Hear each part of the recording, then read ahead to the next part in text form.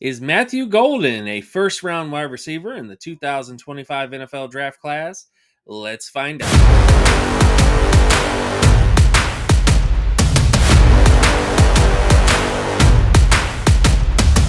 Back to All Pro Football Data. My name is Jim Cobern, and today's episode we're talking about Texas wide receiver Matthew Golden. The Golden Boy himself is what we're going to be talking about today. He ran the fastest 40-yard dash at the combine for wide receivers. And I think he's an interesting prospect to talk about because a lot of people are saying that he is now a first round prospect at the wide receiver position. But let's get into his data. Should Matthew Golden really be a first round wide receiver just because he ran the fastest 40 for a wide receiver at the NFL Combine this year? Well, let's find out. So, starting with his production data, this is the biggest concern. 36 percentile in terms of total offensive production, 37 in terms of receiving market share, 62 in terms of touchdown market share. Look at the All-Pro averages, the Pro Bowl averages, and the starter averages. None of those averages he meets at all. Then, of course, when you look at his touchdown percentage in yards per reception, 91 percentile in terms of touchdown percentage, but only 59 percentile in yards per reception, meets the touchdown percentage averages, but doesn't meet the yards per reception averages of the position, making him an inconsistent receiver when it comes to his overall production. When you take a look at his age and competition data, so age and competition, taking a look at how productive he was for his age, for his level of competition, and of course the team that he was on, 91 percentile in terms of his age, but only 77 percentile in terms of his MSA rating and 82 percentile in terms of his pass ratings. Solid numbers, but not exactly what you want them to be. And a lot of that is because of his inconsistent production traits. Now, when you get to his first down, second down, and third down production data, so just looking at these numbers right here, not the most productive player in terms of first down situations. Cumulative score there was 38 percentile. Second down situations was not very productive, 33 percentile, but did well on third down situations. So he's 57 percentile in terms of third down situations. The percentage of throws that were 15 plus and 25 plus were 96 and 92 percentile in terms of that data right there. But when you take a look at all of that information there, he looks impressive. I really like him from that perspective. Then, of course, you get to his red zone receiving data. This area, he did okay. 57 percentile cumulative. So this is just taking all of his red zone production, just showing you how frequent was he in the red zone. And just like his market share production, wasn't really there that much. Now, he did have a really good TD percentage, so the number of attempts that he had in the red zone, he typically was getting touchdowns.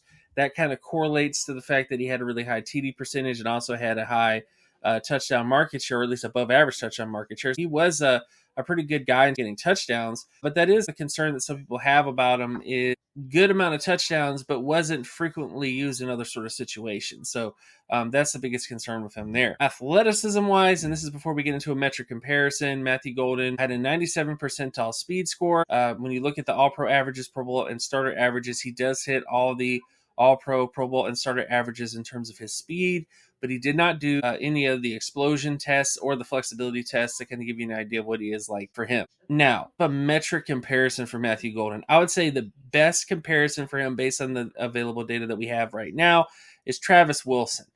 I know what you guys are thinking, Travis Wilson, but really, if you look at the data, they're very similar. So both of these players had below average total and receiving market share. So very similar from that perspective, and both of them had above average TD market share. They also had really high TD percentages, so they made a really high, in terms of a per snap basis, they typically got into the end zone a lot more and were sort of like touchdown specialists who just didn't do the other functions of the offense. Like they weren't relied on to move the offense, but they did well in terms of touchdown situations.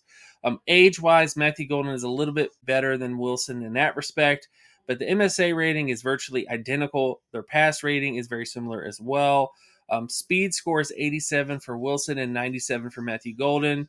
We have a complete profile on Wilson, and Wilson was an elite level athlete when it came to his flexibility testing. So they're similar from that perspective, that both of these wide receivers had elite level athleticism in some aspect, and their overall EAV, or expected approximate value, which is like the analytical GPA of a prospect, was 80 for Golden and an 81 for Travis Wilson.